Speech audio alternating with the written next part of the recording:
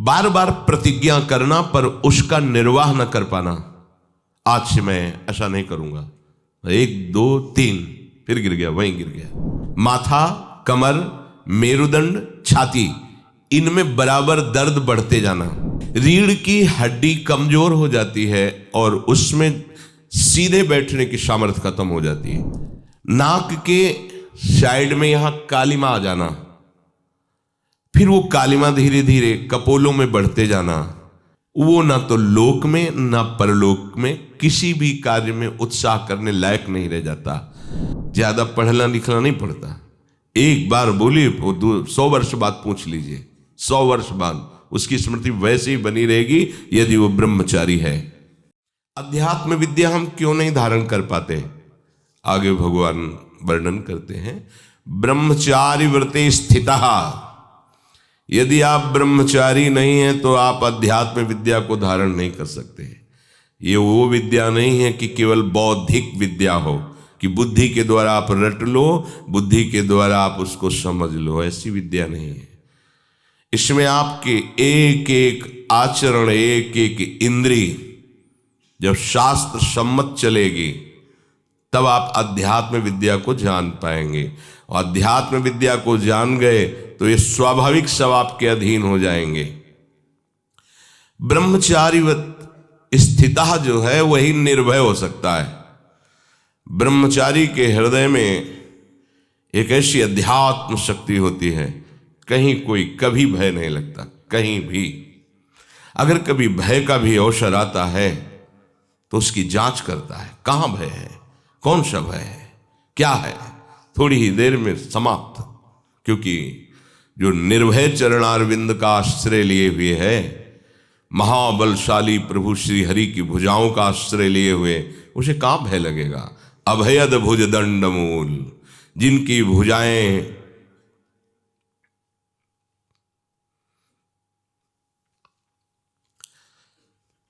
शरणागत को अभय प्रदान करने के लिए फड़कती रहती है। अजान बाहु अमित बलशाली प्रभु श्री कृष्ण अपने भक्तों की रक्षा के लिए हर समय उनकी भुजाएं फड़कती रहती है जो उनके चरणों का आश्रित होता है। शरणागत अभय विरद पतित पावन बाने, व्यास से अति अधम आतुर को न समाने। स्वामी के गोरे चरणारविंद का अद्भुत प्रभाव, अद्भुत शक्तियां अपने शरणागत की रक्षा करती रहती है। राधा किशोरी के ही अंश से जितनी महाशक्तियां हैं, कामाख्या, दुर्गा, अंबा, चामुंडा, ये महान महान शक्तियां सब लाडली जी के एक अंश से प्रकट हुई हैं। स्वामी जी के गोरे चरणारविंद में अनंत शक्तियां वास करती हैं, जिन चरणों को स्वयं महाबलशाली प्रभु श्री कृष्ण दैन्य होकर दुलार करते हैं। इन चरणों का जो आश्रय लिए हुए है, हाँ, शरणागत अभय विरद पतित पावन बाने। चाहे जितना कोई पतित हो, श्री राधा किशोरी के चरणों का आश्रय ले लिया तो अत्यंत दयालु, कृपालु, वात्सल्य समुद्र लाडली जो उसका कभी त्याग नहीं करती है। पतित पावन बाने, पतितों को पावन कर देना इनका स्वभाव है, इनके चरणों का प्रभाव है। भयभीत को अभय कर देना, चाहे जितना कोई अधम क्यों न हो, एक बार हमारी लाडली की शरण में आ जाए, हृदय से आ जाए, अन्य ठौर ना रखे तो बस हो गया, हो चाहे जैसा भी हो। ये भय तभी तक रहता है जब तक हम इंद्रियों का आश्रय लिए हैं, शरीर का आश्रय लिए हैं, अंतःकरण का आश्रय लिए हैं, या बाहर किसी व्यक्ति का, धन का, अपने अनुष्ठान का, अपने कर्तव्य का। अगर इनका आश्रय है तो फिर भय बना रहेगा। केवल आराध्य देव का आश्रय है तो इनके चरणारविंद से जो बल प्रकट होता है वो महाबल है, कहीं भय नहीं होता। ब्रह्मचारी व्रत स्थित है, सबको कल्याण मार्ग में चलने का उत्साह ये ब्रह्मचर्य ही प्रदान करेगा। यदि आप ब्रह्मचर्य नहीं हैं तो आप में स्वाभाविक ये कमियां जागृत होंगी जो अध्यात्म में चलने ही नहीं देंगी। ब्रह्मचर्यहीन के लक्षण, जिन्होंने ब्रह्मचर्य का नाश किया है, अपने आप जांच लेना। उसके अंदर बार बार काम पीड़ा जागृत होगी, उसका विचार कामाशक्त होगा, पहला लक्षण। बस उसकी बार बार वृत्ति काम की आएगी, बार बार पीड़ा हृदय में काम भोग की प्रेरणा देगी। वो इतना असमर्थ होने लगता है कि आंख मिला के बात करने की भी हिम्मत नहीं रह जाती उसमें। हर समय उसके अंदर एक हीनता सी छा जाती है। वो बहुत चालाकी से अपने को छुपाना चाहता है, झूठ बोलता है, थोड़ी ऐंठन भी दिखाना चाहता है कि मैं कुछ हूं, पर अंदर से खोखला हो जाता है। ये दुर्गुण उसके अंदर जागृत होते हैं जो ब्रह्मचर्य का नाश करता है। उसके चेहरे में प्रसन्नता कभी झलक ही नहीं सकती, दुखी व उदास, जो ब्रह्मचर्य का नाश करता है। देखने से इस बदसूरत नजर आने लगेगा, चाहे जितना गोरा हो, चाहे जितना ऊपर से चिकनाहट लगाए हो, लेकिन उसके कपोल और नेत्र बदसूरत होंगे। चिकनाहट से मतलब नहीं है, एक आकर्षण होता है भागवतिक, वो उसमें नहीं होगा। स्वभाव बड़ा ही रुक्ष होगा, कड़ुआ होगा, बहुत ही हल्के स्वभाव का आदमी होगा। विश्वसनीय तो हो ही नहीं सकता, कामी पुरुष विश्वसनीय नहीं होता। वो कभी भी बदल सकता है, उसमें क्षमता नहीं है एक बात पर टिके रहने की। वो कसम खाए तो भी बहुत शीघ्र अपनी कसम तोड़ देगा। स्वभाव में कभी उसकी प्रसन्नता नहीं होगी, स्वभाव उसका चिड़चिड़ा बन जाएगा। रूखा होने के कारण नाक में गुस्सा रखी रहेगी, जरा सी बात में वो बहुत क्रोधित हो जाना, अपनी खोपड़ी फोड़ने लगना, दूसरों की फोड़ने लगना, अपने थप्पड़ मारने, मतलब एक जैसे कोई विक्षिप्त आदमी, पागल आदमी, ऐसी उसकी चेष्टाओं ने चीख चीख के बोलना, माथा पटकने लगना, ये लक्षण है ब्रह्मचर्य का नाश करने वाले के। वो जीता तो है पर मुर्दे की तरह निस्तेज, उसमें उत्साह, उसमें शूरवीरता, ये सब क्षीण होने लगती है। शूरवीरता काम क्रोध आदि को सहन करना है। उसके कपोल में हल्के हल्के से सांवले दाग प्रकट होने लगते हैं, एक झुर्री सी पड़ने लगती है। ये वीरनाश का लक्षण है। आंखें धस जाती हैं और उसकी हड्डियां कमजोर होने लगती हैं, बाल पकने लगते हैं, झड़ने लगते हैं। वीर भगवान के द्वारा दी हुई वो शक्ति है जिससे भगवत प्राप्ति में बहुत सहयोग होता है। ये जानबूझकर ऐसी क्रिया करते हैं जिससे वीरपात हो। रोग न रहते हुए भी इनको बहुत सी पीड़ाएं स्वाभाविक प्रारंभ हो जाती हैं। जर्जर, दुर्बल, भागवतिक कामों में निरुत्साह, भजन करना, परिक्रमा करना, समय से उठना, समय, ये सब उत्साहहीन होते हैं।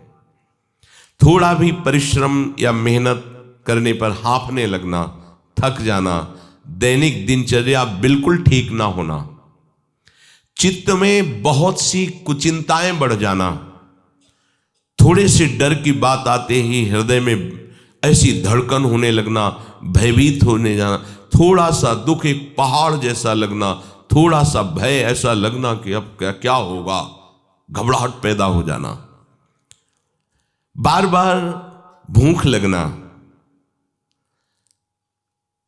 पर वो भूख पचाने वाली नहीं होती।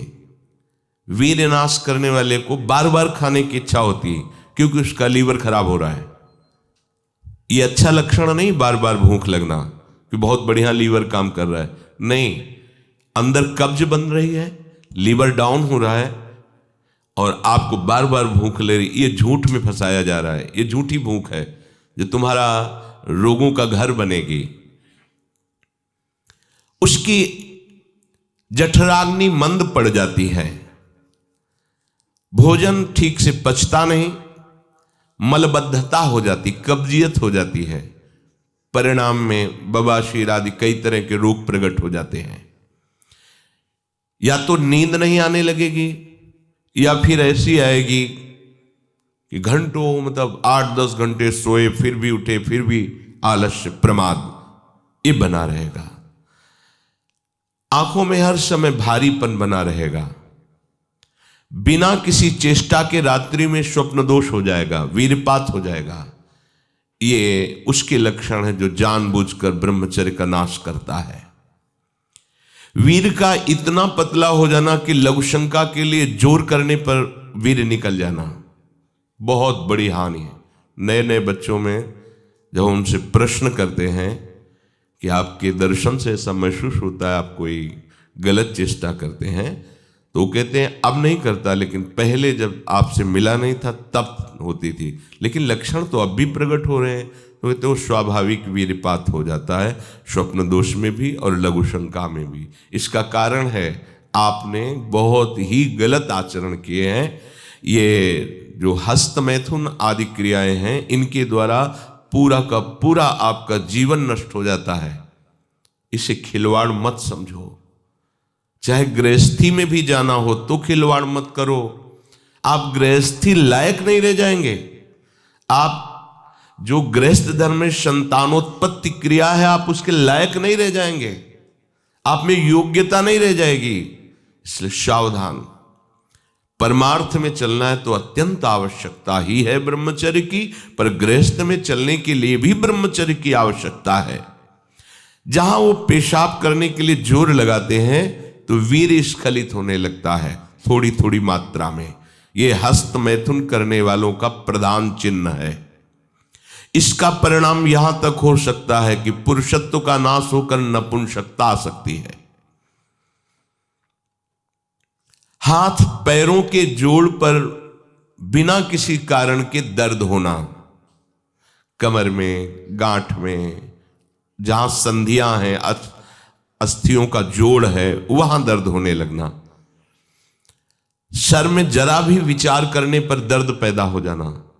किसी विषय पर विचार कर या मंत्र में ध्यान कर तो सर में दर्द होने लगना।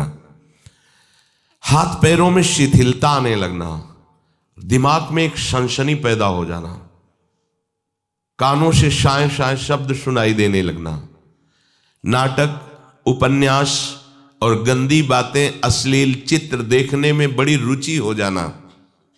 सावधान होकर श्रवण करें। भगवत मार्ग के उपासक हैं, कुछ उपासकों में जो बाहर अनुशासनहीन होकर के रह रहे हैं और उनके पास स्मार्ट मोबाइल क्या कहते हैं वो है, तो वो लोग कभी ऐसी गलती ना करें, सर्च करके ऐसे दृश्य ना देखें, नहीं तो तुम्हारा ऐसा नाश होगा कि तुम इस बात को किसी भी साधन से पूर्ण नहीं कर पाओगे। एक बार मछली की क्रीड़ा देखने पर शौभरी जैसे महात्मा कामाशक्त हो जाते हैं। एक बार वैश्या के साथ ऐसा कृत्य देख करके अजामिल जैसा संयमी ब्राह्मण भ्रष्ट वैश्यागामी बन सकता है। और आप देश विदेश की ऐसी गंदी फिल्में, गंदी बातें देखकर आप अपने को संयमी रख सकते हैं? क्यों आप अपना नाश कर रहे हैं? क्यों आप अपने शत्रु बन रहे हैं? उपासक समझता है कि कोई जानता नहीं है, लेकिन तुम जिसको जानने के लिए चले वो तो तुम्हें जान रहा है ना। वो कैसे तुम्हारे सामने आएगा? कैसे तुम्हारे मुख में नाम चलेगा? कैसे हृदय में भगवत प्राप्ति का उत्साह रह जाएगा यदि आप ऐसा? उपासक को नाटक, उपन्यास, सिनेमा, अश्लील चित्र, गंदी पिक्चरें बिल्कुल नहीं। क्यों अपना नाश कर रहे हो? पर उसको रुचि हो जाएगी, जो व्यभिचारी प्रवृत्ति से युक्त है उसको ये अच्छा लगेगा। बार बार पेशाब होने की इच्छा होना, पेट में ऐसा लगना जैसे बहुत गर्मी पैदा हो गई है, और प्रमेह आदि उग्र रोगों का प्रादुर्भाव हो जाना, ये ब्रह्मचर्य नाश का लक्षण है। तलवे हथेलियों पर पसीना आने लगना, हाथ पैर में जरा भी काम करने के लिए चलो तो कंपायमान होने लगना, थोड़ा भी ऋतु परिवर्तन बीमारी को पैदा कर देना, थोड़ा सा गर्मी थोड़ा सा सर्दी बीमार हो गया, उसे प्रकृति का प्रहार सहन न करने की सामर्थ्य आ जाती है। वो प्रकृति का प्रहार सहन नहीं कर सकता, ऐसी स्थिति हो जाती है। चेहरे पर मुहासे प्रकट हो जाना, कभी कभी अचानक खड़े होने पर आंखों के सामने अंधेरा छा जाना, अधिक वीरपात होने पर मूर्छा भी आ जाना, स्मरण शक्ति का ह्रास हो जाना, बहुत बार प्रयास करो फिर भी याद नहीं होगा। और ब्रह्मचर्य सही है तो एक बार बोल दीजिए, 100 वर्ष बाद सुन लेना, वो अपने आप स्थापित हो जाएगा। ज्यादा पढ़ना लिखना नहीं पड़ता, एक बार बोलिए, वो 100 वर्ष बाद पूछ लीजिए, 100 वर्ष बाद उसकी स्मृति वैसे ही बनी रहेगी यदि वो ब्रह्मचारी है। चित्त का अत्यंत चंचल हो जाना, चित्त में बिल्कुल बल ना होना कि हम विषय से हटा के प्रभु में लगा सके, ऐसी सामर्थ्य नहीं, दुर्बल हो जाना, बार बार प्रतिज्ञा करना पर उसका निर्वाह न कर पाना। आज से मैं ऐसा नहीं करूंगा, 1 2 3 फिर गिर गया, वहीं गिर गया। हर कार्य बीच में छोड़ देना, किसी भी कार्य को सांगोपांग न करना, ये वीर्य पात करने वाले के लक्षण है। दिमाग में भयानक गर्मी रहना, नेत्रों में जलन उत्पन्न हो जाना, वह बिना किसी कारण के नेत्रों से पानी बहना, बहुत कम गलती में भारी गुस्सा आ जाना, बहुत कम लाभ में फूल जाना, अहंकार आ जाना, कम लाभ में भी कोई लाभ नहीं, छोटी मोटी वस्तुओं के प्राप्त होने पर अहंकार आ जाना, माथा, कमर, मेरुदंड, छाती, इनमें बराबर दर्द बढ़ते जाना, बड़ी हालत खराब हो जाती है। ऐसे दर्शन हुए ऐसे जनों के, आंखों से दिखता नहीं, 28 वर्ष के होंगे वो लगभग, वैराग्य इस कोटि का कि आप सोच भी नहीं सकते, बाहरी बस लंगोटी अचला और फुटपाथ में पड़े रहना। और पूर्व विद्यार्थी जीवन में विद्यार्थियों के साथ हस्तमैथुन करने का अभ्यास वो इतना दृढ़ हो गया था कि 10-10 15-15 बार एक दिन में स्वाभाविक ऐसे, तो उनकी हालत ये थी कि आंखों से दिखना बंद हो गया था, खड़े होने की सामर्थ्य नहीं। तो हितधाम में एकांत में मिलके कहा था कि आपका जो ब्रह्मचर्य का प्रवचन सुना हमें, तो ऐसा लगा कि शायद आप उपाय बता सकते हो। तो हम कहा हमारे पास कोई, हम आयुर्वेदाचार्य है नहीं, और दूसरी बात है कि ये चीज़ आपके हाथ में है, अगर आप नहीं रोकते हैं तो आपको ऐसी दशा में पहुंचा देगा ये क्रिया कि आप किसी काबिल नहीं रह जाएंगे। रीढ़ की हड्डी कमजोर हो जाती है और उसमें सीधे बैठने की सामर्थ्य खत्म हो जाती है, वो झुकाव ऐसे, वो झुक करके ही ऐसे बैठना।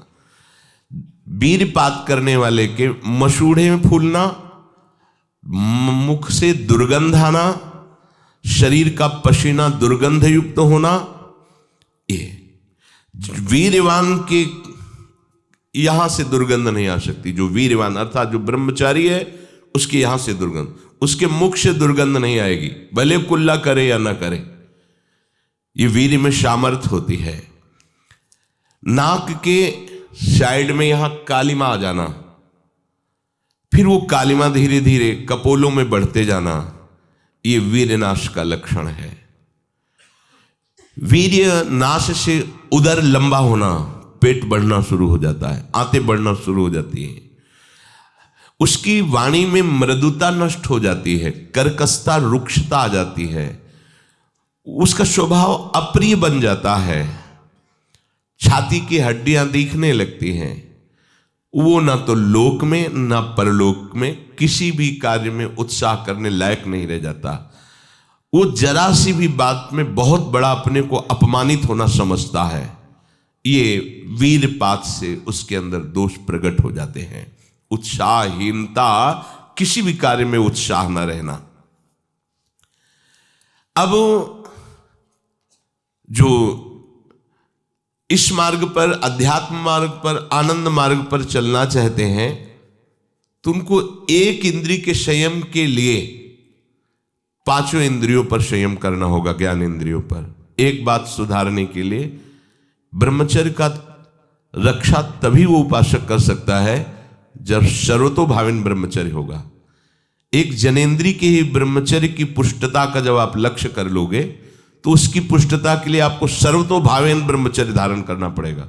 सर्वतोभावेन नेत्र का ब्रह्मचर्य, जो नेत्र किसी को भी देखकर भोग कामना कर लेते हैं, भोग बुद्धि से देखते हैं वस्तु को, व्यक्ति को, किसी को भी, ये नेत्र से व्यभिचार हो रहा है। इसीलिए सावधान रहना चाहिए।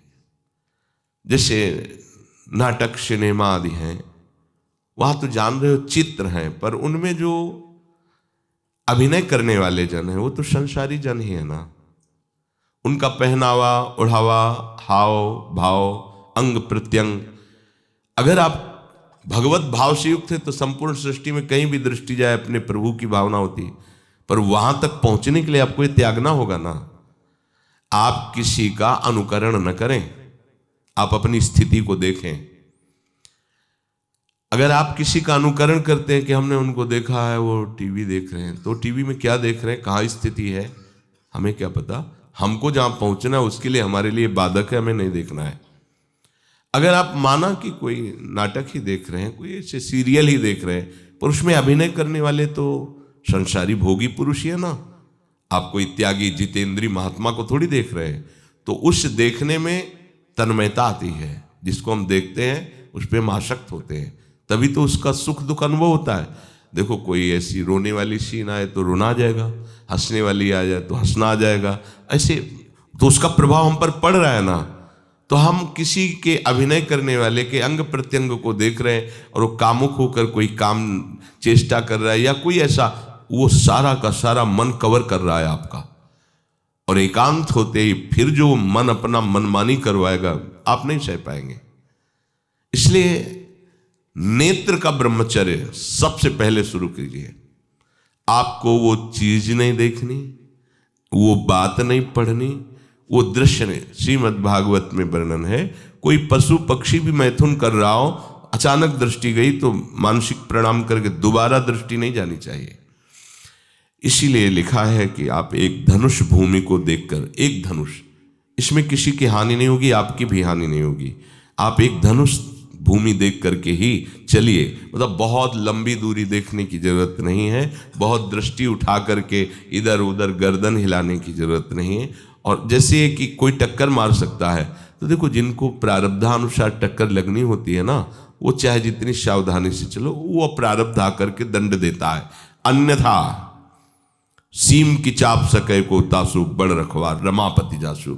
आप जा रहे हो भगवत चिंतन करते हुए तो प्रभु का नाम आपका पहरेदार अंग रक्षक है, कोई बाल भी बाका नहीं कर सकता। आपका प्रारब्ध यदि आया है, प्रभु से पास हो गया है कि आपको ये दंड मिलना चाहिए, फिर मिलेगा। आप निश्चिंत रहिए, निर्भय रहिए। प्रभु का जो विधान है वो मंगल करने वाला है।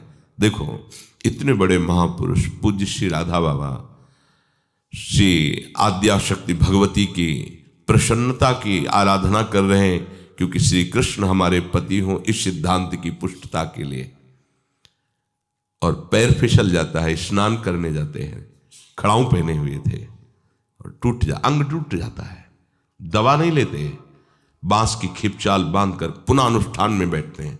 बलिहारी ऐसी सामर्थ्य की, ये भागवतिक प्रारब्ध ऐसे महापुरुषों को भी दंड दे देता है। देखो ना, ऐसे महापुरुष जो ऐसी ऊंचाई पर पहुंचे हैं और इतने भागवत भजन में नियम निष्ठ हैं, उनको भी प्रारब्ध दंड दे रहा है शरीर को। तो अपने को इससे निश्चिंत हो जाना है। जो होना है उसे रोक नहीं सकते, जो नहीं होना उसे कोई कर नहीं सकता। अपने आराध्य देव के चिंतन में ज्यादा नेत्रों को इधर उधर दौड़ाने की जरूरत नहीं है।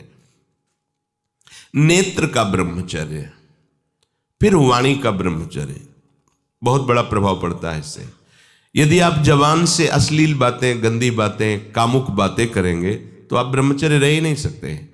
अगर आप वाणी से परस्पर शरीर आकर्षण वाली बातें करेंगे। बट उसको देखा तुमने क्या, बस आप गए।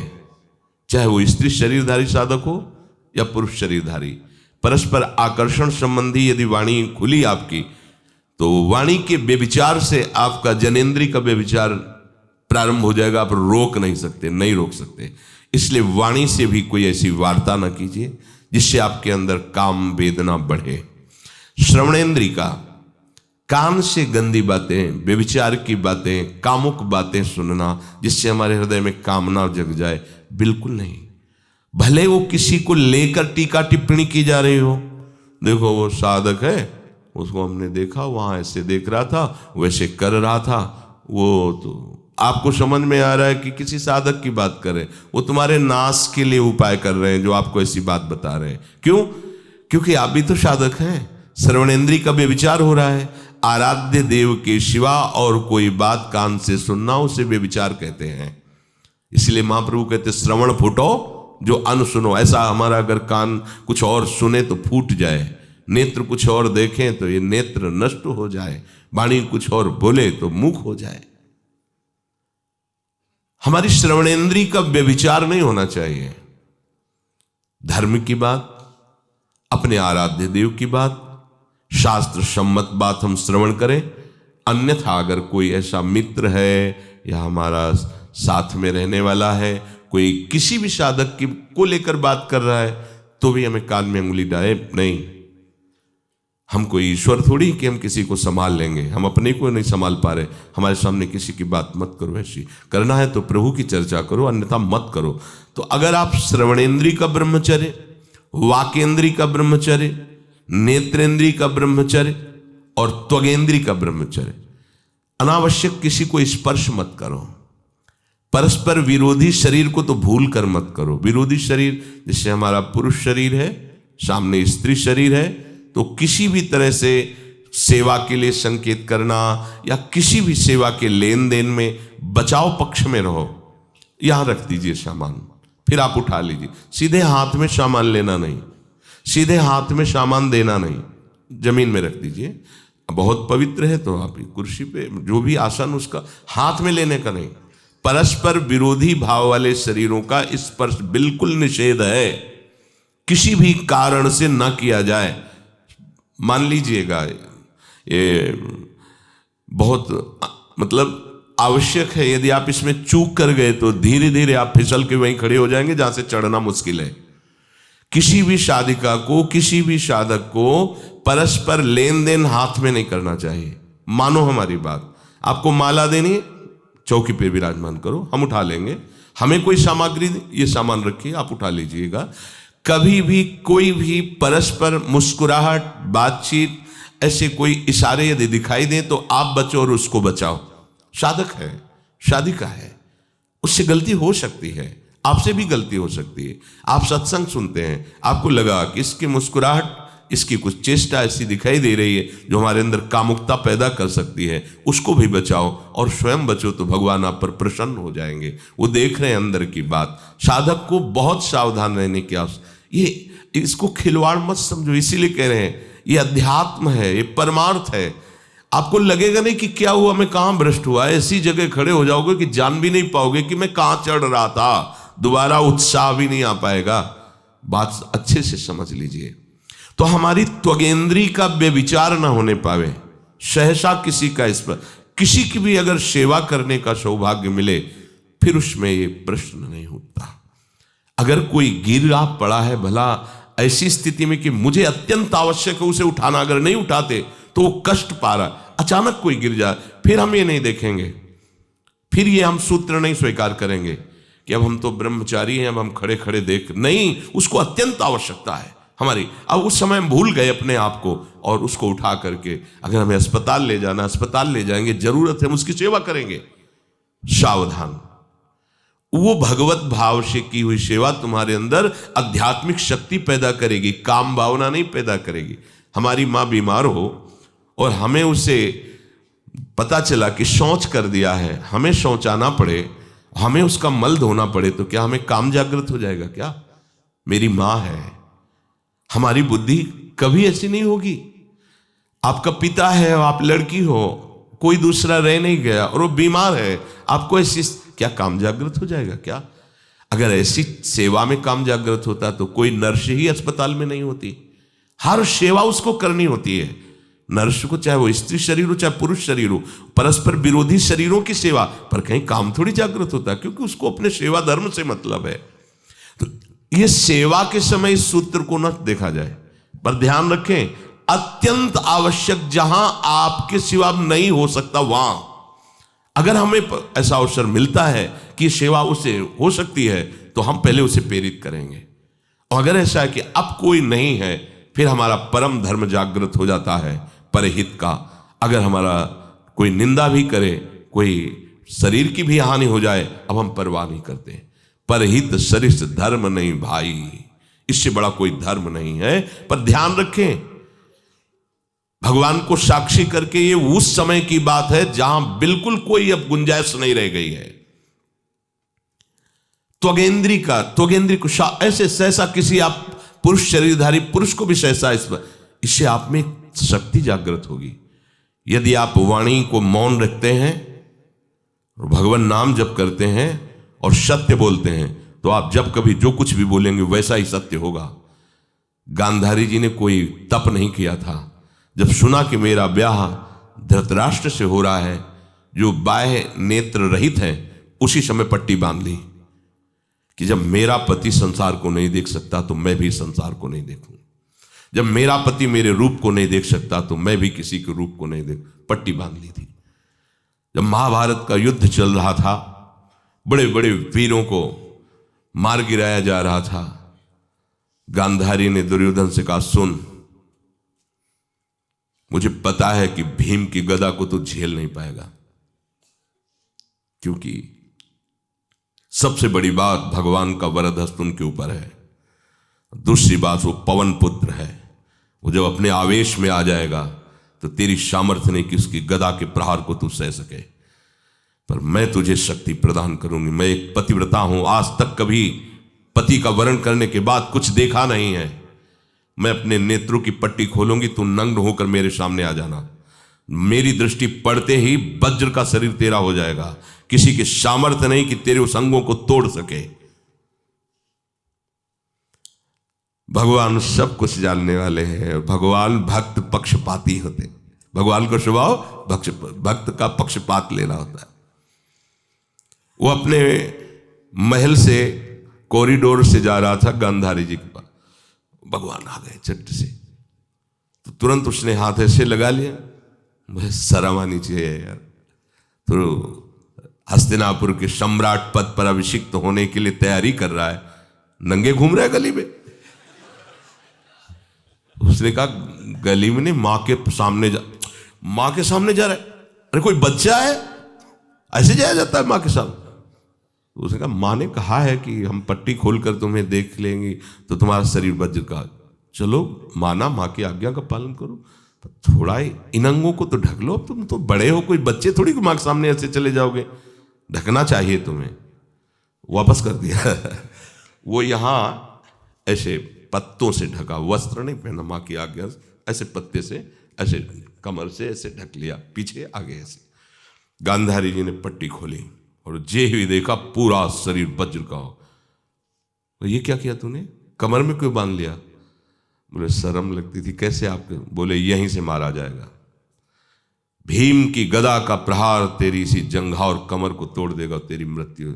मान गई, प्रभु के विधान के आगे किसी का बल काम नहीं करता। गांधारी, ये केवल आंख में पट्टी बांधने की सामर्थ्य थी कि मेरा पति यदि अंधा है तो मैं भी किसी रूप को नहीं देखूंगी। अगर आप वाणी में संयम में रहते हैं ना, वो और भजन करते हैं और सत्य बोलते हैं, तो आप जो बोलेंगे वही होगा। पर ऐसा कुछ अनर्थ वो बोलता ही नहीं, क्योंकि ऐसा संयमी जान जाता है कि इन सब का फल भगवत प्राप्ति है, किसी को कष्ट देना नहीं है। एक एक इंद्री का जब आप ब्रह्मचर्य संयम करोगे तब आपका वीर संयम होगा। ध्यान रखना, आप नेत्रेंद्री से गंदे चित्र देखें, श्रवणेंद्री से गंदी बातें सुने, वाणी से गंदी बातें बोलें, रसेंद्री से गंदा भोजन करें और सोचे ब्रह्मचर्य रह जाएंगे, तो बिल्कुल नहीं, कदापि नहीं, ब्रह्मचर्य कोई खिलवाड़ नहीं है। जो ये तो हुआ इंद्रियों का, फिर आता है अंतःकरण का ब्रह्मचर्य। हमारा मन काम की तरफ तभी जाता है जब उसको निज सुख नहीं मिलता। ध्यान रखना, सृष्टि में जितने भी दुर्गुण दुराचार होते हैं उनमें दो प्रधान होते हैं, एक काम भोग और एक धन, और सब छोटी मोटी बातें हैं। प्रायः जितने भी हिंसा होंगी, जितनी भी भयानक घटनाएं होंगी, भयानक युद्ध होगा, उन दो में अंतर्गत ही होगा, दो के अंतर्गत ही होगा। या उसका कहीं ना कहीं काम से संबंध, स्त्री संबंध से या धन संबंध से है।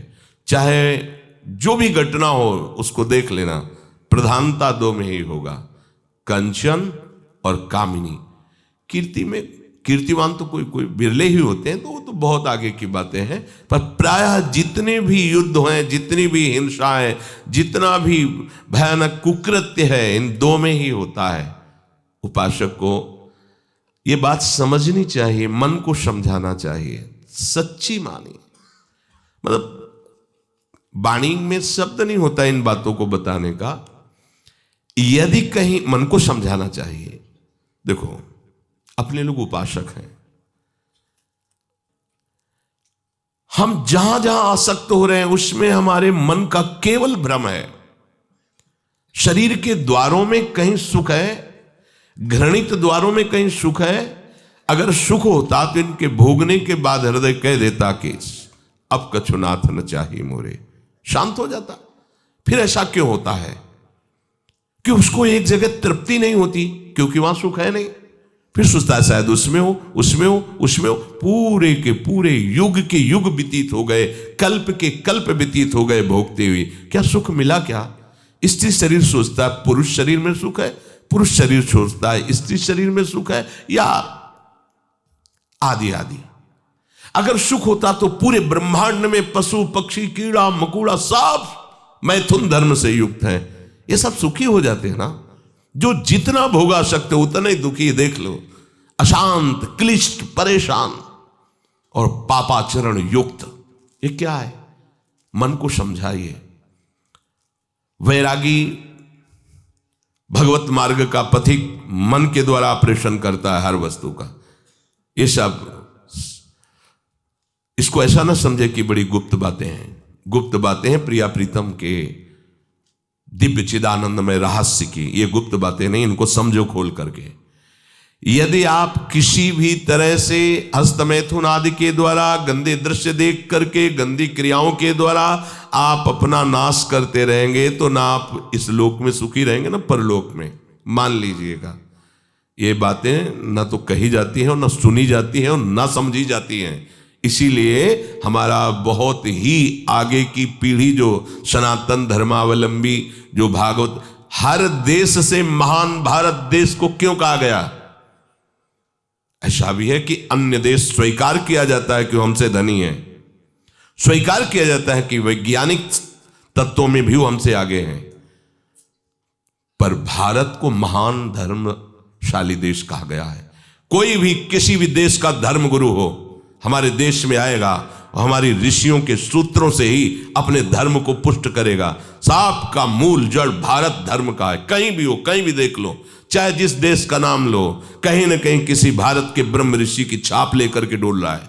भारत भोग प्रधान देश नहीं है, भारत धर्म प्रधान देश है। यहां धर्म गुरुओं के द्वारा धर्म स्थापना करके चलाया जाता है। यहां आज जो हम समझ रहे हैं कि बाहरी परिपाटी हमारे भारत में आ जाए तो भारत आधुनिक और सर्वश्रेष्ठ देश माना जाएगा, कभी नहीं। भारत अपनी परिपाटी से चलता है, तब सब देशों के ऊपर राज्य करता है। किसी भी देश में न पतिव्रता मिलेगी न यति मिलेगा, ब्रह्मचर्य का कहीं नामो निशान नहीं मिलेगा। ये भारत देश में ही मिलेगा। यहां ब्रह्मचारी मिलेंगे, यहां सती मिलेंगे, यहां प्राणपण से धर्म का पालन करने वाले मिलेंगे। अब हमारे जो नई पीढ़ी है वो आधुनिकता को स्वीकार कर रही। गर्लफ्रेंड, बॉयफ्रेंड, कौन सा रिलेशन है? लिव इन रिलेशन, ये हमारे कहीं किसी भी धर्म ग्रंथ में लिखा हो तो आप बता दीजिए। बाल्यावस्था से आज तक जितने भी धर्म ग्रंथों का स्वाध्याय हुआ, कहीं भी लिखा हो तो ये बोलो सर्वनाश का स्वरूप है कि नहीं है। अभी बच्चा ना तो लोक को जानता है, ना परलोक को जानता है, ना हित को जानता है, ना अहित को जानता है। अभी उसका ब्रह्मचर्य किसी काम लायक नहीं हुआ और वो उतर गया व्यभिचार में। क्या होगा उसका जीवन, क्या होगा जीवन, चाहे वो स्त्री स्वरूप में चाहे पुरुष स्वरूप में हो। क्या बिना संयम के ये पशुता के व्यवहार से किसी की ना लौकिक उन्नति होती है ना परमार्थिक उन्नति होती है। पर कौन सुनेगा? यही कहा जाएगा पुराने जमाने के शास्त्रों को केवल वर्णन कर रहे हैं, ये क्या जाने आधुनिक जमाने को। तो आधुनिक जमाने की दशा क्या, और यहाँ खोल करके देखो। कोई बात नहीं, दोस्त बनाना कोई बुरी बात नहीं, इस बात को हम मानते हैं। स्त्री शरीरधारी पुरुष शरीर को मित्र बना सकता है, कोई दोष नहीं। पुरुष शरीरधारी स्त्री को मित्र बना सकता है, कोई दोष नहीं। लेकिन मित्र का क्या कर्तव्य होता है? कुपंथ निवारि सुपंथ चलावा, कुमार्ग से हटा करके सुपंथ में चलाना, उसकी समस्याओं को दूर करके उसको आनंद में से युक्त करना, उसको सहयोग करना, ना कि शोषण करना। दोस्ती कहते हैं उसके दुखों को मिटा करके उसको शांति और सुख के मार्ग में ले जाना। इसीलिए ये जो आधुनिकता बढ़ रही है, ये जो खान पान गलत हो रहा है, ये जो दर्शन गलत हो रहा है, तो इस जमाने में ब्रह्मचर्य ये केवल शब्द ही लिखा मिलेगा, जीवन में नहीं मिलेगा। नए नए बच्चे व्यसन कर रहे हैं, नशा कर रहे हैं, गंदे आचरण कर रहे हैं। क्या होगा, कैसे आगे कोई समझेगा? शास्त्र क्या है, धर्म क्या है, बल क्या है? आज नवयुवक 16 से 28 के बीच में कोई ऐसा नहीं दिखाई देता है जिसमें आध्यात्मिक थोड़ा भी बल हो, काम क्रोध आदि सहने की सामर्थ्य हो। अपने बूढ़े माता पिता को थप्पड़ मार रहे हैं, बूढ़े माता पिता को गाली दे रहे हैं, बूढ़े माता पिता जिन्होंने खवा पिला के इतना बड़ा, उन्हें अनाथालय भिजवाया जा रहा है, उनको छोड़ दिया जा रहा है। आप विदेश घूम रहे हैं, उनके खाने की व्यवस्था घर में नहीं। क्या है ये? आज आधुनिक विद्या का ये प्रभाव है। विद्या विनयम ददाति, जो अपने वयोवृद्धों की सेवा नहीं कर सकता वो क्या विद्या पढ़ा? जो दूसरों की रक्षा नहीं कर सकता क्या विद्या पढ़ा? क्या विद्या का यही स्वरूप है दूसरे का शोषण करना? क्या विद्या का यही स्वरूप है कि शराब पीना, ड्रग्स का ये नशा करना? ये क्या विद्या सिखाती है?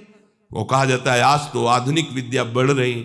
मुझे लगता है संयम में रहना ही विद्या का वास्तविक स्वरूप है। अपनी इंद्रियों को संयम में रखना, अपने को संयम में रखना, बुजुर्गों का, गुरुजनों का, शास्त्र का, भगवान का भय रखना हृदय में। ऐसा नहीं, आप तभी निर्भय हो पाओगे यदि शास्त्र का भय नहीं, भगवान का भय नहीं, धर्म का भय नहीं, तो फिर आप वहां पहुंच जाओगे जहां भय ही भय है। ये जो जितने भी दंड विधान हैं सब उसके ऊपर लागू हो जाएंगे। ऐसा नहीं कि कलयुग है तो आप किसी को छेड़ोगे तो पुलिस आपको छोड़ेगी क्या? यही देख लो। तो ये तो यहां का राजकीय विधान जो अनंत ब्रह्मांडों का शासन करता विधान है, वो तो किसी की गवाही की जरूरत नहीं, वो तो तुम्हारे मन में ही बैठा देख रहा है। सावधान। संयम एक बहुत बड़ी सामर्थ्य है। जो बच्चे इस सत्संग को सुने वो खुद अपने हृदय में देख ले कि हमारा जो उनसे प्रार्थना करना है कि दोस्त बनाओ। हम निषेध नहीं करते, हम भी पढ़े, स्कूलों में पढ़े, बच्चे बच्चियां सब एक साथ स्कूल में बैठते हैं। क्या हम हमारे 4 बहनें हों और हम उनके बीच में रहते हो तो हमें काम सताएगा क्या? क्या तुम ऐसे दोस्त नहीं बन सकते क्या? क्या जरूरी है कि काम की भावना से ही किसी से दोस्ती करना? जब ब्याह हो जाए, सदगृहस्थ बन जाओ, तब भगवान को प्रणाम करके गृहस्थ धर्म रूपी पूजा करो, कोई परेशानी नहीं। पर जब तक आपका ब्याह नहीं होता है तब तक आप संयम से रहो। जो तुम्हें संयम भ्रष्ट करे वो तुम्हारा दोस्त नहीं दुश्मन है। इस बात का परिणाम खुद आप आगे देख लेंगे, चाहे वो बच्चा हो, चाहे बच्ची हो, चाहे स्त्री हो, चाहे पुरुष हो। दोस्त वही है जो हमारे संयम को पुष्ट करे। संयम भ्रष्ट कर दे उसे दुश्मन कहते हैं। जो हमारे भागवतिक मार्ग को नष्ट कर दे, जो हमारी पवित्रता को नष्ट कर दे, जो हमारे संयम को नष्ट कर दे, वो दोस्त कैसे हो सकता है? वो हमारा फ्रेंड कैसे हो सकता है? बहुत सावधानी की जरूरत है। ये बाहरी देशों की बातें हमारे देश में नहीं चल पाएंगी। आज हमारा मन इससे, कल हमारा उससे मन। हमारे देश में इसका निषेध किया जाता है, हमारे धर्म ग्रंथ, हमारे धर्म गुरुओं ने इसका निषेध किया है। ये भारत है, भारत वो धर्म भूमि जिसे हर विश्व का एक एक देश प्रणाम करता है। इस देश की एक महात्मा गया तो आश्चर्यचकित उपदेश सबको आसक्त कर लिया, श्री स्वामी विवेकानंद जी। एक महात्मा गया तो विषयी पुरुषों के हाथ में भी माला पहला दिया और कृष्ण कृष्ण पुकारने के लिए विवश कर दिया उसे। ये भारत है, जिधर भी गए तो जयकारा लगवा दिया अपने धर्म का। यहाँ के ग्रंथों में यहाँ के गृहस्थों की जय जयकार लिखी हुई है। आप भक्तमाल उठाकर देखिए कि 100 में 10 विरक्त होंगे, 90 गृहस्थ होंगे, और वो सब ऐसे महापुरुष जो विरक्तों से भी बढ़ करके हैं। तो ऐसा नहीं कहा जा सकता कि गृहस्थ में धर्माचरण नहीं होता, गृहस्थ में भगवत प्राप्ति नहीं हो सकती, गृहस्थ में संयम नहीं हो सकता। बिल्कुल गलत बात। सावधानी से चलो। यह आज प्रसंग है इस विषय का, इसलिए सबसे विनय करता हूं कि यदि आप संयम से चलोगे तो इस जन्म में भी सुखी, शांत और बलवान रहोगे, और आखिरी में तुम्हें महाआनंद सिंधु प्रभु स्वीकार कर लेंगे। अगर अधर्माचरण करोगे तो ये अधर्म ही तुम्हें नष्ट कर देगा, धर्माचरण करोगे तो धर्मो रक्षति रक्षिता, ये धर्म स्वयं तुम्हारी रक्षा कर लेगा। हमारे हृदय में जो अंतःकरण में मन है, इसको समझाना चाहिए। अगर विषय भोग में सुख होता तो सब सुखी हो गए होते। उर्वशी जो भगवान नारायण की जंघा से प्रकट हुई और काम को भी मोहित करने की सामर्थ्य रखती है, महाराज पुररवा ने पत्नी रूप से उसे स्वीकार किया। इतने प्रतापी और पुण्यवान थे। परिणाम क्या हुआ? पागल बने घूम रहे थे। भगवत कृपा से जब ज्ञान हुआ तो उनका आज तक मुझे तृप्ति नहीं हुई, मैं पुरुष सिंह और राजर्षि कहलाया, मेरी क्या दुर्दशा हो गई। वर्णन एकादश स्कंद में आप पढ़ के देख लीजिए। महाराज ययाति भगवान शुक्राचार्य की पुत्री देवयानी से ब्याह हुआ, पर शर्मिष्ठा में भी आसक्त हुए और अपने पुत्र की 1000 वर्ष जवानी का भोग किया। फिर घृणित भाव से विषयों का त्याग किया कि क्या अपने पुत्र की आयु तक का भोग कर डाला, मिला कुछ नहीं। किसको मिल सकता है ही नहीं, केवल भ्रम। चलो, जो भ्रम में फंसे हैं भगवान उनकी रक्षा करें, पर आप लोग तो भगवत कृपा पात्र और भगवत मार्ग के पथिक हैं, तो संयम पर आप आइए। आप अपने मन को ब्रह्मचारी बनाइए। प्रियालाल के सिवा मन का और विषयों में जाना, ये मन का व्यभिचार है। प्रियालाल सुख समुद्र है, इसके सिवा और कुछ सोचना कि इसमें सुख है, बुद्धि का व्यभिचार है। अगर बुद्धि ये निश्चय की हुई कि श्यामा श्याम के नाम रूप लीला धाम के सिवा कहीं सुख नहीं, ये बुद्धि का ब्रह्मचर्य है। निरंतर अपने आराध्य देव के चिंतन में डूबा, ये चित्त का ब्रह्मचर्य है। और चित्त विषयों का चिंतन कर रहा है, शब्द स्पर्श रूप रस गंध का, ये चित्त का व्यभिचार है। और मैं पुरुष हूं, मैं भोगता हूं, ये अहंकार का व्यभिचार है। और मैं प्रियालाल का दास हूं, ये अहंकार का ब्रह्मचर्य है। अंताकरण ब्रह्मचारी, इंद्रिय ब्रह्मचारी, फिर आपको कोई परास्त ही नहीं कर सकता। आपका स्वभाव हो जाएगा ब्रह्मचारी व्रत स्थिता। ब्रह्मचर्य रक्षा के लिए पहला तो ये निश्चय करना होगा कि आपकी वीर में महत्व बुद्धि हो जाए। जिसे आप व्यर्थ समझ रहे हैं वो बहुत बड़ी जीवनी शक्ति है। चाहे जितना आप उसको निकालते रहिए, आपको सुख कभी नहीं मिलेगा, दुख बढ़ता चला जाएगा। और आप थोड़े दिन ब्रह्मचर्य रह के देखिए, जब आप ऐसी क्रियाओं से युक्त होने के बाद ब्रह्मचर्य रहेंगे तो कुछ समय तक आप बिल्कुल ब्रह्मचर्य नहीं रह पाएंगे। पहले समझ लीजिए, स्वाभाविक आपका वीर स्खलित होता रहेगा बिना किसी चेष्टा के, कई तरह से। अब आपको घबराना नहीं, पर कोई क्रिया नहीं करनी है और संयम से रहना है। ये जितनी बातें पीछे कही गई कि ये नहीं देखना, ये नहीं सुनना, कुछ दिन बाद आप देखोगे कि आपका ब्रह्मचर्य रुकने लगा है, लंबा अंतराय करने लगा है। ऐसे भी उपासक है जिनको 10-10 वर्ष हो जाते हैं, स्वप्न दोष नहीं होता। 10-10 वर्ष स्वप्न दोष ही नहीं होता। कभी ऐसी कोई विषम परिस्थिति, औषधि आदि का प्रभाव, कुप्रभाव, वो बात अलग की है। क्यों? जब तक आप उसे रास्ता नहीं देंगे तब तक वो निकलेगा नहीं। स्वाभाविक नहीं निकलने वाली ये वस्तु है। स्वाभाविक तो कभी ऐसे ही, अगर आपने शुरुआत से कभी भी ऐसी कुचेष्टा नहीं की है तो ये अपने आप में समर्थ, जो आसनों पे बैठने के लिए कहा जाता है, इससे सुषुम्ना नाड़ी खुलती है और ब्रह्मचर्य ऊर्ध्वगामी होने लगता है। ऊर्ध्वगामी ब्रह्मचारी साक्षात भगवत स्वरूप हो जाता है, उसे ज्यादा प्रयास करना नहीं पड़ता है।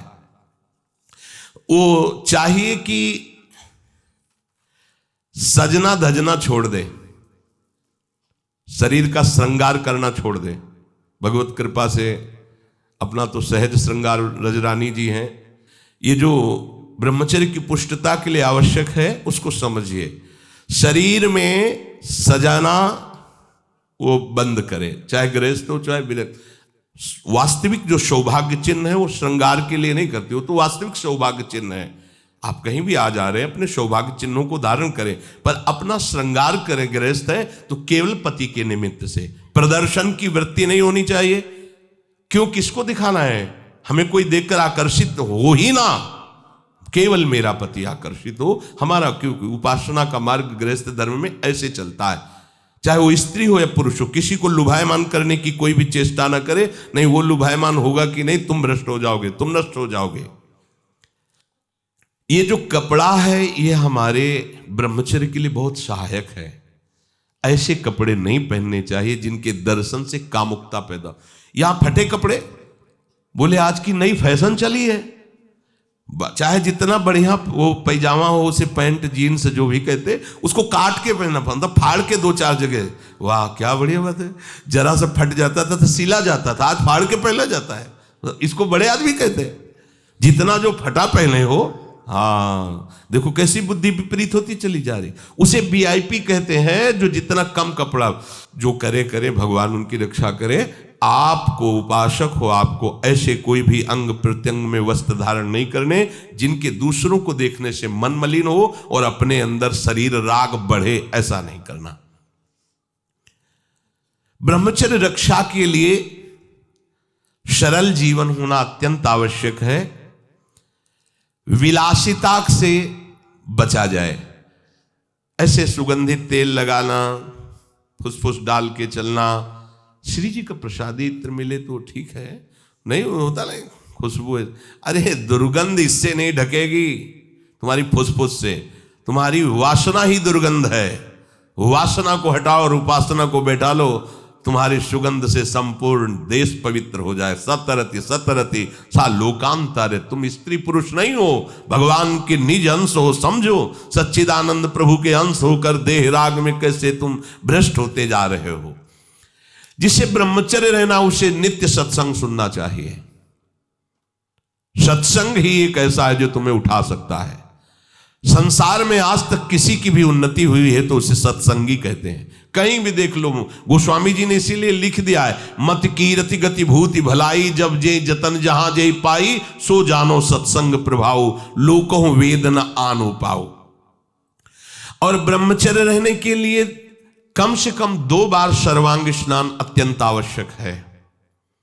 अगर आप सोच कई बार जाते हैं, कोई ऐसी परिस्थिति आ जाती है तो कमर से स्नान कीजिए, पर 2 बार तो स्नान होना ही चाहिए आपके शरीर का। उससे ब्रह्मचर्य को सहायता मिलती है, शरीर की गर्मी नष्ट होती है और हमारे भाव में भी पवित्रता आती है।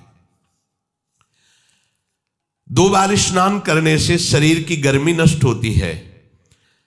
ये महकुआ साबुन और वो जो लगा के जरूरत नहीं है। अगर आपको शरीर को स्वस्थ रखना है तो आप रगड़ करके ऐसे ही नहाइए। ये जो रज हम लगाते हैं ना, ये अपने आप में बहुत सामर्थ्यशाली है। जब आप नहाओगे तो जो रज लगी ना, वो और छिद्रों को साफ कर देगी। स्नान कर फिर आपको साबुन लगाने की जरूरत। यदि आप त्वगेंद्री को कोमल सुगंधित साबुनों से तो आपके अंदर कामुकता बढ़ेगी। ध्यान रखना, आपकी त्वगेंद्री जितनी कोमल होगी उतने में विकार बढ़ेंगे, और आपकी त्वगेंद्री जितनी ऐसे रुक्ष होती जाएगी उतने ही आप निर्विकार होते चले जाएंगे। इसका बहुत बड़ा असर होता है। कोमल कोमल वस्त्र, कोमल ऐसे त्वगेंद्री बना लेना, ये परमार्थ के लिए ठीक बात नहीं है। इसीलिए सीधे रज लगाओ, सीधे मोटे जो भी कपड़े जैसे मिले उनसे शरीर को ढको।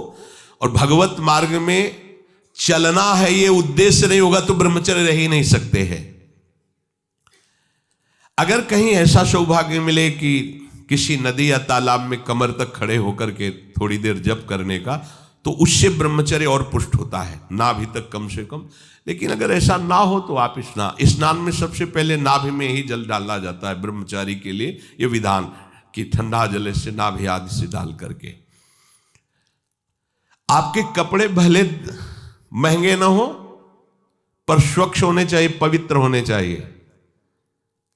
ध्यान रखिए, कपड़े आपके साफ होने चाहिए, पवित्र होने, भले फटे हो, भले वो कम पैसे वाले हो, लेकिन पवित्र होने चाहिए, स्वच्छ होने चाहिए। उससे आपके ब्रह्मचर्य में सहायता मिलेगी। भोजन के तुरंत बाद कभी स्नान न करें। जैसे भोजन किया, शौच लग गई, तो बस पेट में पानी नहीं, कमर के नीचे से, कमर से पवित्र। लेकिन भोजन, अगर भोजन पाया और तुरंत पानी डालोगे तो गर्मी सर्दी से आपके ब्रह्मचर्य पर हानि पहुंचा सकता है। यदि आपका पित्त बढ़ रहा है और शाम के भोजन की इच्छा नहीं, थोड़ी थोड़ी तो है, थोड़ी थोड़ी नहीं है, नहीं पाना चाहिए। अगर आप पाओगे तो पित्तवर्धन अधिक होगा, हीट अंदर बढ़ेगी और वो आपको ब्रह्मचर्य में हानि पहुंचा देगी।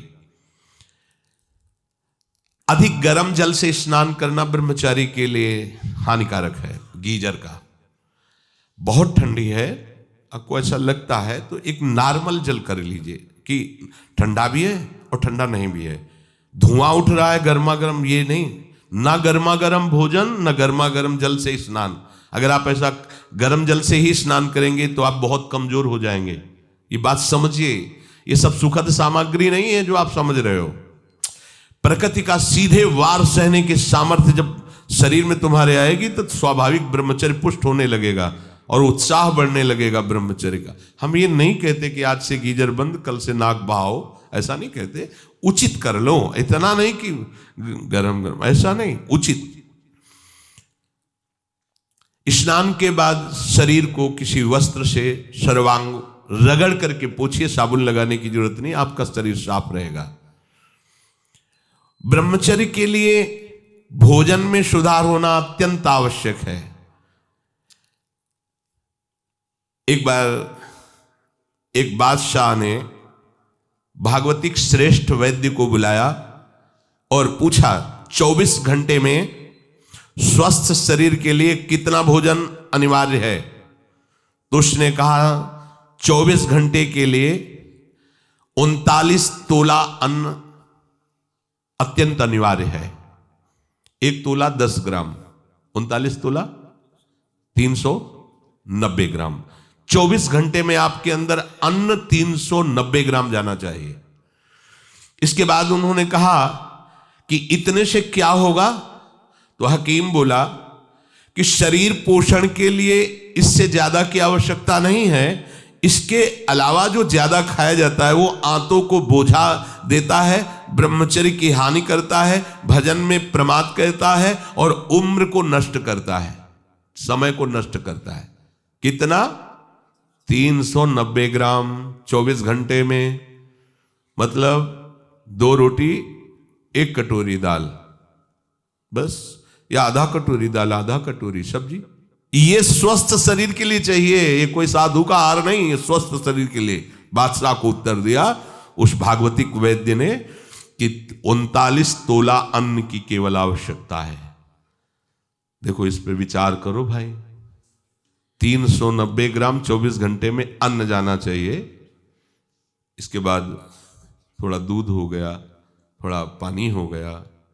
390 ग्राम मतलब 400 ग्राम भी पूरा नहीं, 24 घंटे में, दिन रात में। और इससे शरीर स्वस्थ रहेगा और आपकी आध्यात्मिक शक्ति बढ़ेगी। वही तो हम बार बार सत्संग में कहते हैं, ज़्यादा भोजन जो है ये ठीक नहीं है और उचित भोजन लीजिए। तो आज ये उचित भोजन का भी प्रमाण मिल गया कि 39 तोला भोजन करना है। देखो, करके देखो एक बार। 39 तोला दोपहर में और 39 तोला शाम के, अगर 2 बार में कर लीजिए। उपासक को आहार के लिए सावधान। इसके अलावा जो कुछ खाया जाता है वो सिर्फ हाथों को बोझा ढोने का काम दिया जाता है। 2 बार में संभल करके बुद्धिमान भाग्यवान उपासक इतने अन्न का ही सेवन करता है। 2 बार में 39 तोला की बात कह रहे हैं 2 बार, बुद्धिमान और भाग्यवान। और महामूर्ख और अभागा वो अधिक भरता है आंतों में। इसमें वाणी जी में लिखा महामूर्ख है वो, क्योंकि बेमतलब बोझा भरे जा रहे। देखो, भोजन तुम्हें तार देगा और भोजन तुम्हें मार देगा। तंदुरुस्ती के लिए, स्वस्थता के लिए और भजन के लिए जितना बताया गया उतना ही भोजन करना चाहिए। जीने के लिए खाओ, खाने के लिए मत जियो। तो ये कोशिश करो, एक टाइम के लिए 39 तोला और दूसरे टाइम हम वैद्य जी एक दिन एक बार के लिए कहे ना, 24 घंटे में 2 बार को इसको विभाजित कर दे, तो इसे हम छूट देते हैं।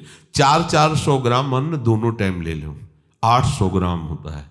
ठीक है, एक बार देखो ना करके, बहुत शांति मिलेगी, इससे लाभ मिलेगा। सच्ची बात मानना, भोजन का बहुत बड़ा प्रभाव होता है। ठीक है, अब इसमें कह रहे हैं कि आहार में क्या लेना है। वजन तो तय हो गया, अब आहार में कह रहे हैं कि सात्विक आहार ही ब्रह्मचर्य को पुष्ट करता है, नहीं तो ब्रह्मचर्य को नष्ट कर देता है। राजसिक और तामसिक आहार ब्रह्मचारी व्रत निर्वाह के लिए नहीं लेना चाहिए। रसीला, हल्का मतलब सुपाच्य और मधुर, और गेहूं, चावल, जौ, साठी, मूंग, अरहर, चना, दूध, अल्प मात्रा में घी, चीनी, सेंधा नमक या पके हुए ऋतु फल, ये ब्रह्मचर्य में सहायक आहार है। समझ लेना। राजसिक आहार गर्मा गर्म धुआं निकलता हुआ नहीं पाना चाहिए, ये हानिकारक होता है। जैसे लोग नहीं होते गर्मा गर्म एकदम ऐसे, वो कितना भी सात्विक अन्न हो वो तामसिक बन जाएगा, उसे नहीं पाना चाहिए। कोई भी साधक ऐसे चाय भी पियो, थोड़ा सा हल्का सा उसका गर्मपन निकल जाए, एकदम धुआं निकलता हुआ नहीं, ऐसा। अब देखिए, त्याज्य आहार जो उपासक को नहीं करना चाहिए, अत्यंत गर्म कढ़ाई से निकला हुआ एकदम पकोड़ा गर्मा गर्म से, ये राक्षसी प्रवृत्ति है, नहीं पाना चाहिए। अच्छा, अपने लोगों को तो गर्मा गर्म भाग्य में नहीं लिखा है। क्यों? क्योंकि पहले प्रियाजू पाएंगे, तो प्रियाजू को गर्मा गर्म थोड़ी लगाएंगे, पहले योग्य उसको बनाओ पाने के, मतलब हल्का सा गर्म रह जाए, फिर श्री जी को भोग लगाओ, 20 मिनट भोग लगाओ, हो गया सब काम। इसके बाद प्रसाद रूप में पालो तो स्वाद वाली बात ही नहीं रह जाएगी, परम स्वाद आ जाएगा, क्योंकि प्रियाजू ने पाया है। अत्यंत उष्ण और लाल मिर्च पर ये एकदम तेल उतर आ रहा है सब्जी में, लाल लाल ऊपर नहीं होता जिसे ऐसे, ये ब्रह्मचर्य के लिए हानिकारक है। साधु, साधक, उपासक, चाहे गृहस्थ हो चाहे विरक्त, मत पाना। लाल मिर्च पड़ी हुई और खूब ऑयल दिखाई दे रहा है ऊपर से, नहीं पाना। और अत्यंत नमकीन और अधिक मीठा, मीठा सात्विक में हो, ऊपर में वर्णन किया गया है, पर अधिक मीठा। अब पता चला गुलाब जामुन आ गए तो 10, 12, 15 तक कोई बात ही नहीं है। खीर आदि, हलवा आदि समेटते चले जा, भैया ये कोई गोदाम थोड़ी है, आते हैं थोड़ा उचित पाल हो गया। अब 400 वाली बात है तो जो अगर खीर अच्छी लगती है तो सब बंद कर दो, 400 ग्राम खीर पी लो। हलवा अच्छा लगता है तो ठीक है, कुछ मत लो, केवल हलवा ले लो, 400 ग्राम पालो, कोई बात नहीं, बिना औषधि के पच जाएगा। आप देख लेना, बहुत बढ़िया रहेगा और आप सात्विक रहेंगे, आपका चिंतन बनेगा, नींद नहीं आएगी। चटपटा नहीं, ये नींबू डाल करके, थोड़ी इमली डाल करके, थोड़ी आम का अमृत डाल करके, ऐसे ये साधु, ये बहुत खतरनाक ब्रह्मचर्य के लिए। आम का आमचूल, इमली, ये बहुत खतरनाक है, बिल्कुल नहीं, अपने खान पान में इनका प्रयोग नहीं होना चाहिए। और अत्यंत तेल युक्त गरिष्ठ पूड़ी, कचौड़ी, मालपुआ और हींग पड़ा हुआ निषेध है। भगवत मार्ग में ये हींग को निषेध किया गया है। जो 4 जगह उस ब्रह्म हत्या को विभाजित किया गया, वो शास्त्र में पढ़ा। एक था मरुभूमि, ऊषर भूमि, दूसरा था वृक्षों में गोन, तीसरा माताओं बहनों में मासिक धर्म, चौथा जल में फेन बुदबुदा। ये 4 जगह उससे विभाजित किया गया। ऐसे ही स्नान के लिए है कि जल में जब जाए तो ऐसे ऊपर की परत को ऐसे हटावे, भले कुछ नहीं पर उसका सिद्धांत, तब डुबकी लगाए, दोनों हाथ से ऐसे करके फिर डुबकी लगाए। ऊषर भूमि में किसी भी मंगल अनुष्ठान के लिए निषेध किया गया है, और वृक्षों की गोंद परमार्थिक उपासकों के लिए निषेध किया गया है, इसीलिए इसमें हींग को भी निषेध कर रहे हैं। और हींग वैसे ही बहुत गर्म तासीर होती है, अपने को नहीं पाना। प्याज, लहसुन, गाजर, उड़द, मसाला बाजार का बना हुआ जैसे मीट मसाला और ये सब ऐसे नहीं, ये नहीं। और तमोगुणी में मांस, मछली और आदि आदि, अंडा, शराब, चाय, काफी तमोगुण में रखा है, उसी लाइन में रखा है जिसमें निषेध रखा है। चाय, काफी, डाफी भी कोई होता है क्या? नहीं, काफी तो अलग लिखा है, डाफी अलग लिखा है, तो डाफी तो हम तो जलते ले। फिर लिखा कोकीन, चरस, ये सब तमोगुणी में है। और घोर तमोगुणी बासी भोजन नहीं पाना चाहिए। जैसे कल का बना हुआ रखा हुआ है, फिर आजकल चलता है ना कि उसमें बिजली वाली एक छोटा सा ऐसे आता है, उसमें ऐसे अंदर रख दो, गर्म हो जाता है। हाँ, ये साधु के लिए नहीं है तो उपवास कर लो, बढ़िया है। जब मिले तो ताज़ा भोजन, जो ताज़ा का मतलब कल परसों का, ऐसा नहीं कर पाना।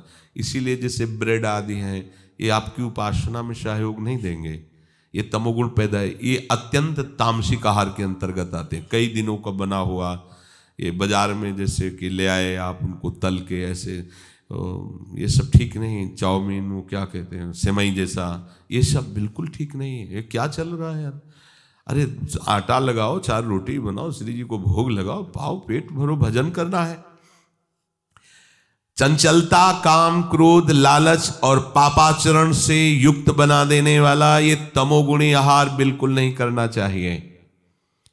जो ब्रह्मचर्य व्रत में रहना चाहता हो उसको सावधान रहना चाहिए कि बासी, बाल पड़ा हुआ, मक्खी पड़ा हुआ, ये भोजन सब अत्यंत तमोगुण के अंतर्गत आता है।